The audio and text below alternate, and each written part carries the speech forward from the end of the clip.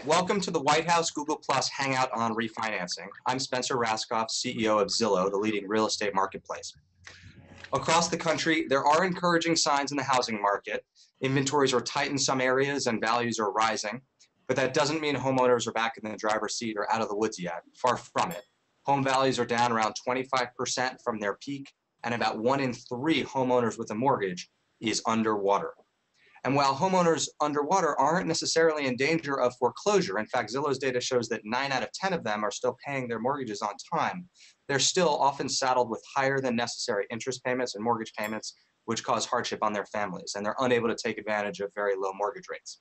That's where the government can help. Today, I'm excited to moderate a discussion with Secretary of Housing and Urban Development Shaun Donovan and 4 homeowners who may be able to take advantage of current and proposed government refinancing programs. Let me turn it over to Secretary Donovan to say a few words. Spencer, thank you. It's great to be here on my very first Google Plus Hangout. And for me, this is an exciting opportunity, not just to get the word out about the programs that we have put in place. Too often what we find is we can have the best programs in the world. We can be helping have things available to help people.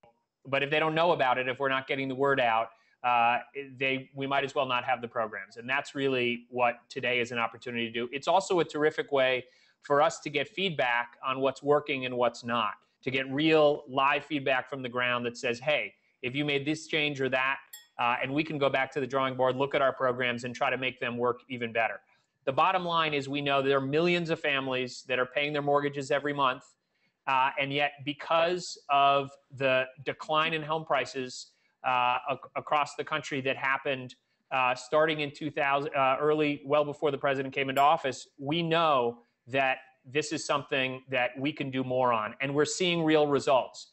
We've had a doubling of refinancing applications since we put out many of our refinancing programs last year. The president made this a centerpiece of his We Can't Wait initiatives, but there is more that we can do, and I'm looking forward to talking about that today, and particularly talking about it using this new technology that's going to help us reach more people and hear from more people what's working and what's not. Thanks. Thank you, Secretary Donovan. So 16 million households in the United States are underwater on their home loan. We have 4 homeowners today, each of whom have different stories. Let's introduce them briefly, and then we'll turn to questions. So first, from New Jersey, Leanne Rechtenwald. Hi, I'm a teacher from Brick, New Jersey. Thank you. And from Seattle, Pete Toski. Hi, I'm a vice president of a promotional merchandise agency. From New Jersey, Michelle Largma.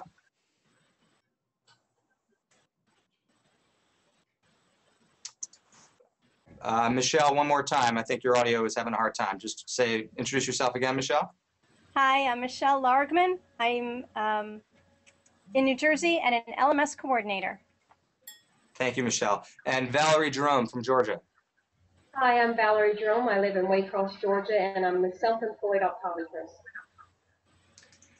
Great. Before we dive into our participants' questions, remember you can ask questions on Twitter with the hashtag #WHHangout.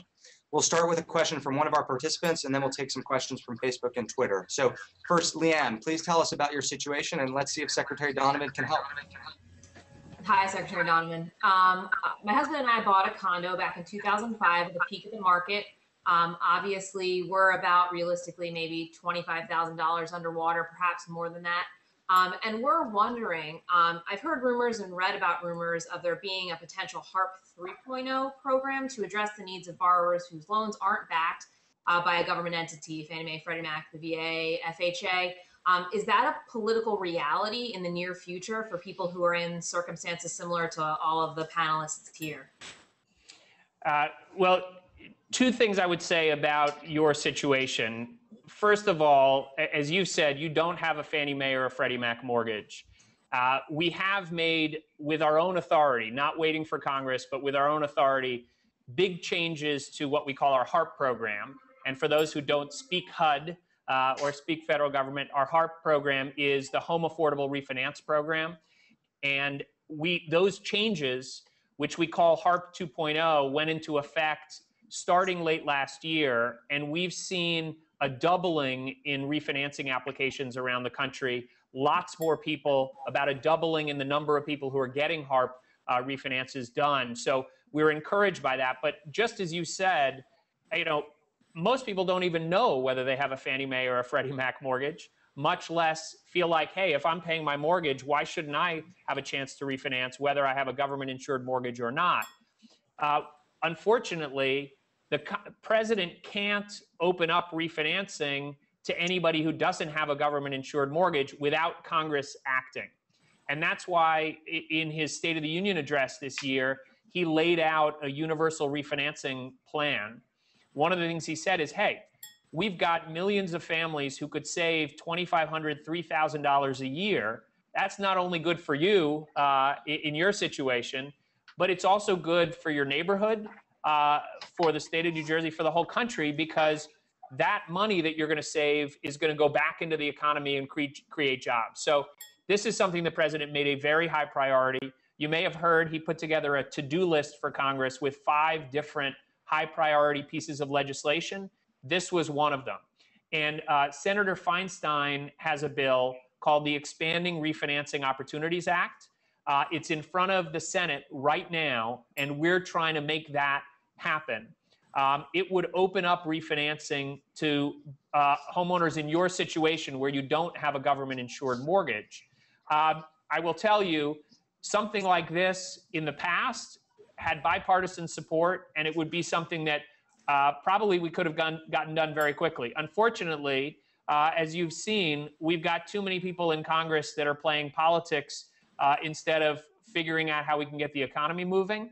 And so it's going to be a real fight to get this bill done. And so what I would say to you and everybody who's out there in your situation, write your congressperson, tweet them.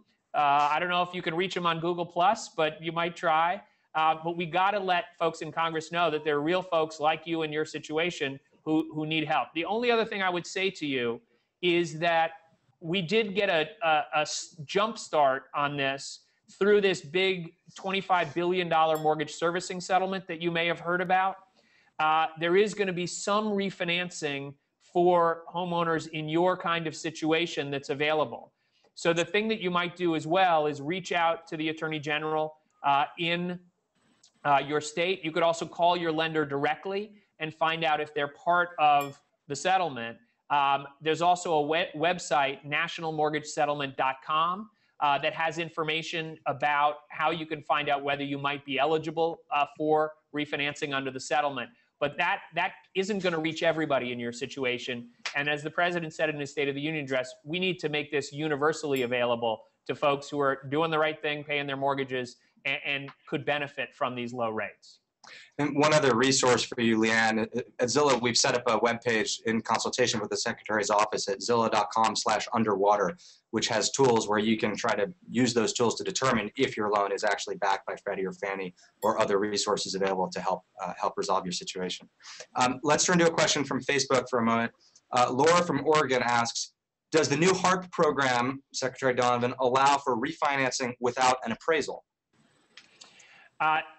It's a great question. This was one of those nutty things, to use the technical term, that we saw happening for so many of these refinances. You have a situation where Fannie or Freddie, or FHA for that matter, FHA is part of my agency HUD, is already on the hook for a mortgage. And whether it's 100% loan to value, 200% loan to value, doesn't matter for the purposes of refinancing that mortgage. And so what we did with our HARP 2.0 program was to eliminate the need for most mortgages to have a full appraisal done. That can save up to $1,000 just that one step alone from refinancing. The problem is, and I'm not going to bore you with the details of mortgage securities laws, but there's a provision that you do need to have to prove what the LTV, the loan to value is for some of these loans. We can use an automated appraisal that doesn't require a full appraisal, very cheap, using data that's available to Fannie and Freddie. There's a small share of mortgages, about 15 or 20%, where that kind of automated appraisal doesn't work, and they still need to get a full appraisal.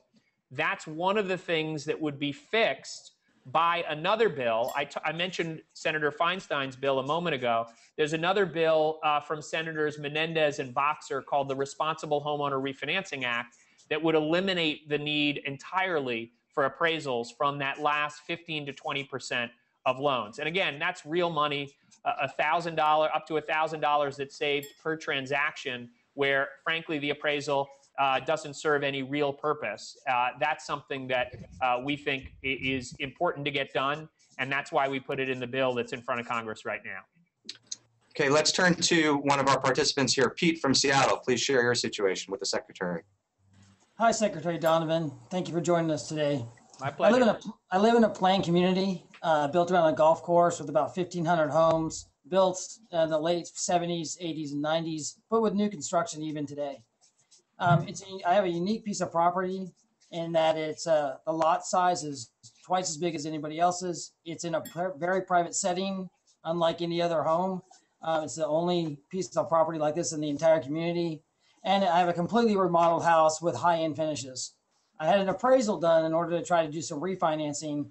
And for the appraisal, they didn't consider any of these factors.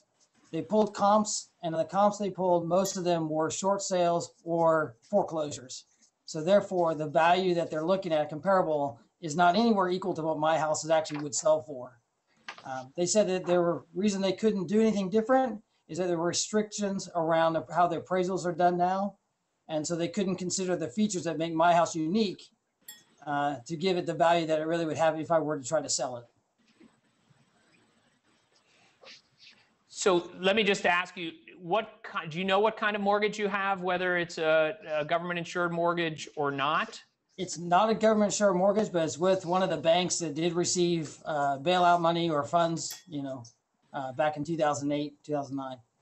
Well, so if you had a Fannie Mae or a Freddie Mac mortgage, this problem would be taken care of. As we just talked about, you wouldn't need an appraisal, or frankly, you could get a refinance independent of what loan to value you're at.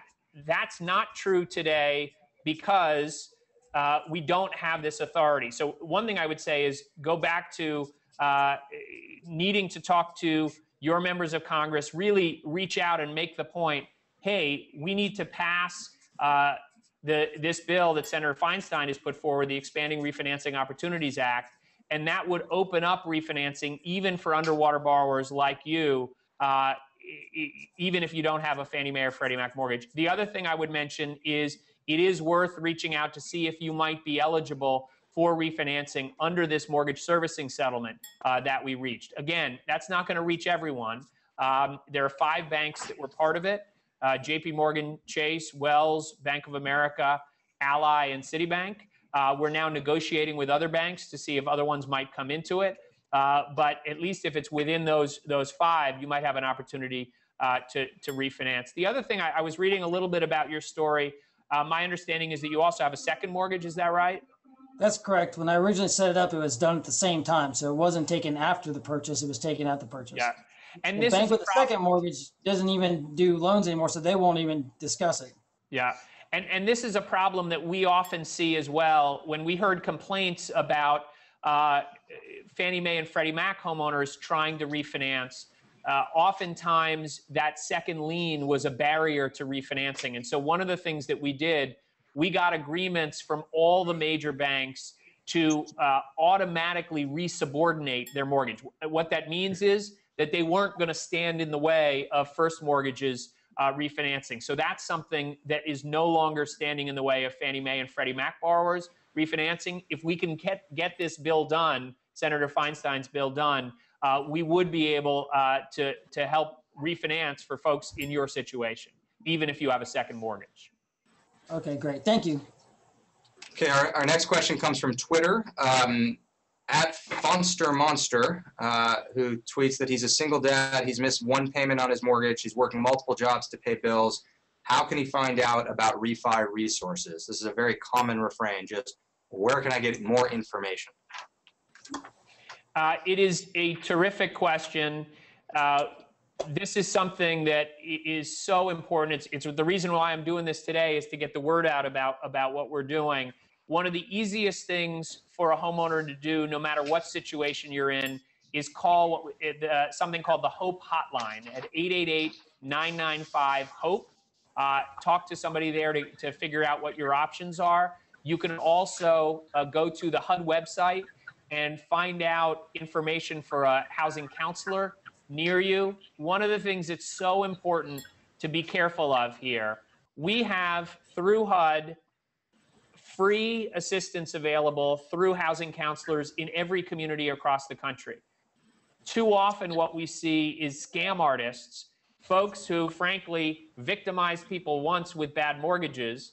They may not be making mortgages anymore, but they're now trying to scam people again by charging the money up front to quote unquote help them with their mortgages. Be careful about these scams. If anybody asks you to pay money up front, don't do it. Go call the HOPE hotline, go to HUD's website. There's free assistance available. You never have to pay up front to get help with your mortgage. And that's something that I really want to make sure we get the message out today and keep getting that message out. And the phrase that companies use, they call themselves loan mod companies. If we're talking about a loan modification, I think what you're saying, Mr. Secretary, is you shouldn't have to pay up front to a loan mod company to help you modify a loan. That's right, but we've also heard other lawyers and others, not just these loan mod companies, doing the same thing. And independent of what situation you're in, you've missed a payment or not, be careful. There is free help available to you. Make sure you get it in the right place. Okay, Michelle Largman, a homeowner who joins us on the Hangout from New Jersey. Please share your story. Hi, and thank you. Hi, Secretary Donovan. My quick story is about 7 years ago, I sought the American dream. I was engaged to a guy, looked for a home, had a picket fence, dog, 2.5 kids. In mid-2006, I got the house, I got the dog, I never got married, and I don't have kids.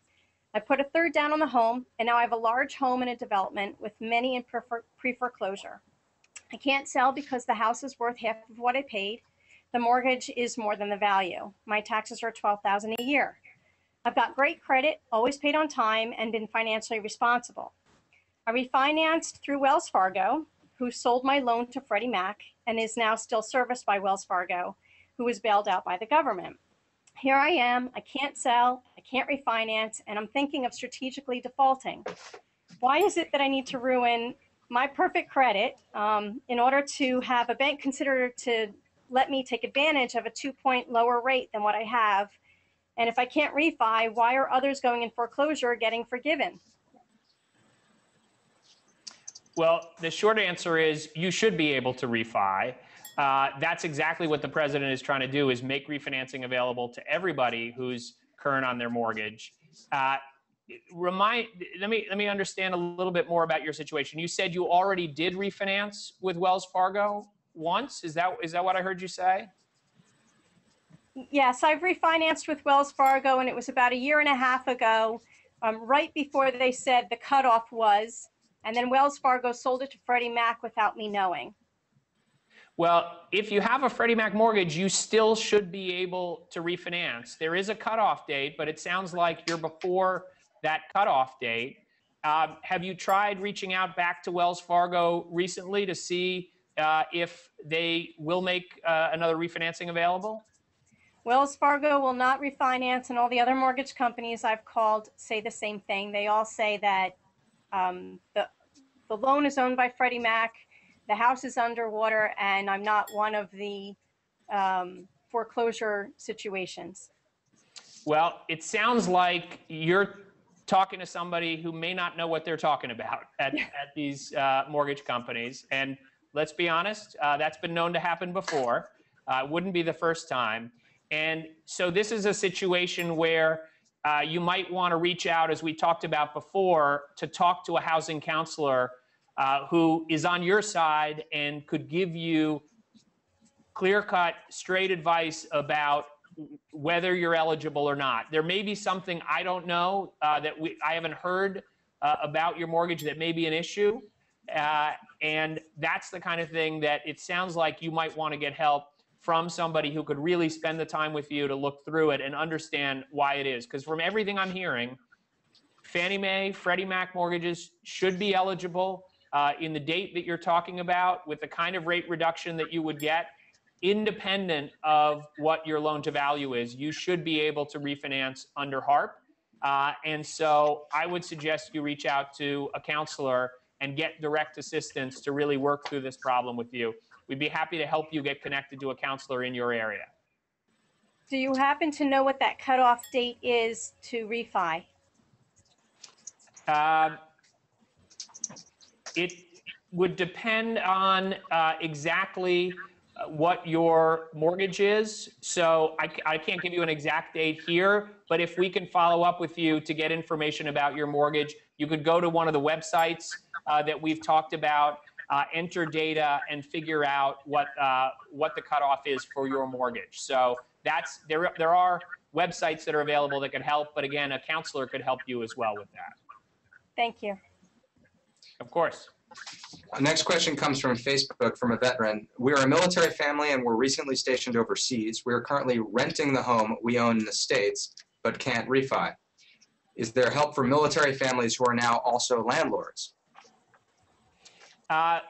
This is a very important question, and I will tell you, having been a major part of bringing enforcement actions and reaching this $25 billion settlement that we did with these big banks, I heard a lot of terrible stories. Some of the most heartbreaking stories were from veterans who, even though they've been asked by their country, like the person we're talking about here who just sent in the question, asked to serve their country going overseas, renting out their home because they didn't want to sell their home back in their community that they were going to come back to, and yet because of that, cut out of benefits. And this is often, the federal law requires that members of the military get options to refinance their mortgages.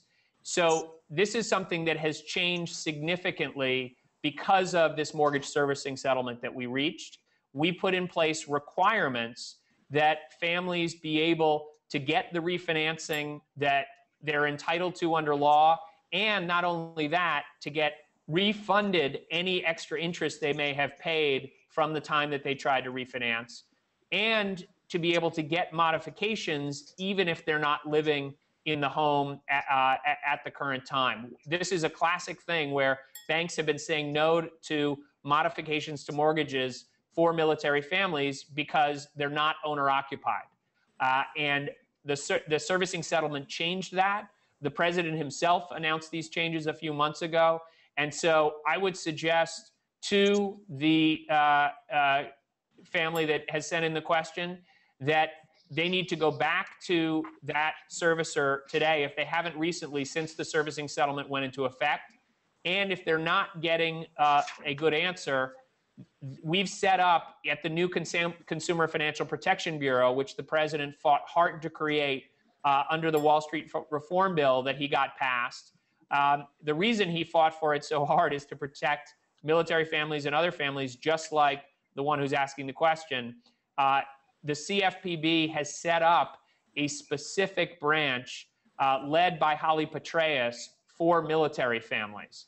And so there are resources, if you go to the CFPB website, where you could talk to somebody at the CFPB about these problems if you don't get satisfaction from the lender by contacting them. One more question from Twitter, and then we'll turn to our last homeowner here. This comes from Wall Street Journal reporter Nick Timmerhouse via Twitter. He writes, Wells Fargo is exiting the broker channel, they announced today. How concerned are you that federal regulation is further accelerating consolidation in the industry, which may make it more expensive to refi? So if there are fewer loan servicers giving mortgages, might that make it more expensive for people to refi? Look, there's no question that we have real concerns about the number of banks out there making mortgages. If that number becomes too small, then we're going to have less competition. It'll be more expensive for consumers. So there's a lot of work that we're doing to make sure not just that a big player like Wells Fargo is making loans, but that small and medium-sized banks as well, and other financial institutions will continue to make loans.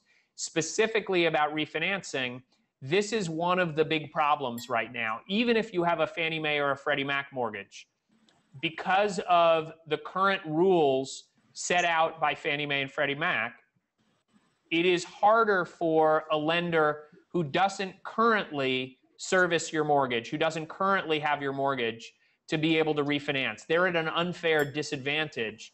And what that means is that there isn't enough competition right now for these mortgages. So one of the things that Senator Menendez and Senator Boxer's bill would do is to create more competition, to break down some of those last barriers to competition between lenders and make it not only easier to find a lender that would help you refinance, but also create more competition and lower the fees for refinancing. So that is something that is very important to us. And it's just another reason why we need all of your support in Congress right now to get the president's refinancing plan passed as quickly as possible.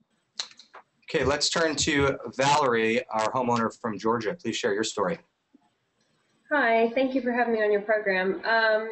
My situation is in 2009, I fell in love with a man from England and moved there. My house in St. Petersburg, Florida, I decided to rent. I lived in England for about 3 years and I've recently moved back, relocated to Georgia to be closer to my family. I've never missed a mortgage payment. However, my rent doesn't cover everything. I'm left in the hole about $400 a month, that comes out of, my pocket. When I contacted my bank, they said because I didn't live in the house, I wouldn't be able to have any of these refinancing options that I've heard about on TV and, Facebook and the newspapers. So my question is, I don't want to do a short sale. I don't want to do a foreclosure. Why would I want to ruin my credit? I'm doing the responsible thing. Are there any programs available to homeowners like myself who, I guess, like the veteran that's living overseas, have had to rent their house? Are there any programs to help me refinance? I'm currently about 7% on my interest rate. Lowering the interest rate would save me some money and at least get me close to breaking even each month with my rent until the housing market recovers in Florida, which I don't foresee happening anytime soon. Well, part of the good news is that you said you don't see the housing market in Florida recovering anytime soon. We are seeing prices starting to rise across the country, but particularly in hardest hit places like Florida. And one of the things that is making a big difference, as you know, Florida is one of the states that has the most families underwater because the housing crisis there was worse than just about anywhere. And that's the reason why we're seeing such a big increase in refinancing in Florida from the president's proposals that we've already put in place. We've seen a doubling of refinancing applications. I'm sorry, a 200% increase in refinancing applications in Florida. We've seen a doubling in the other states that we've talked about, in Washington, in New Jersey, but particularly in Florida, a big increase. What I would say for your situation, some families, and I know you said you don't want to go this direction. For some families, the right answer is to do a short sale. And for those who don't know, that might be in your situation, a short sale means that you'd be able to sell the home, and even if the sale price of the home is less than the amount of the mortgage, so you're underwater, you owe more on the mortgage than the house is worth, you could still sell the home and be released completely from the mortgage and not have to owe whatever would be left on the mortgage. That's something that actually, for many families, is a good answer, and it's something we've been encouraging. And in fact, we've seen short sales double roughly over the last year or so, and that's something we want to continue to encourage. In your case, though, where you want to hold on to the home, because it's not owner-occupied, there are fewer options available to you. For example, the HARP program is only available to owner-occupied houses. It's not for investor-owned or rental houses. However, the servicing settlement that we reached does have refinancing that's available for occupied homes. It doesn't have to be owner-occupied. So as long as the home does have a renter in it, you have income coming in, that's something where you might be eligible, depending on who your lender is, to be able to refinance. And so I would suggest you go to that nationalmortgagesettlement.com website to see if you might be eligible for refinancing under the settlement. And just one comment on short sales. It used to take 6 to 12 or even longer, more months than that, almost 18 months to get short sales fully approved by the lender and the servicer and the buyer and the seller or the agent, et cetera. As short sales have become a bigger part of the market, they're a much more common transaction. And so banks will approve short sales now frequently within a couple of weeks. So it's a much more feasible alternative than it used to be. Yeah. We've also, one more general point here. One of the things that we were very focused on in this servicing settlement that we reached was creating consistent, stronger standards for servicers on how long it takes them to respond to a homeowner, how long it would take to process a modification, a short sale. And so not only, they are getting better, but we're also going to keep pushing them to get better as well. And then we now have real teeth, real consequences for them if they don't deliver decent service. Frankly, we saw way too many families that couldn't even get their call answered. If they did, they were passed from one person to another.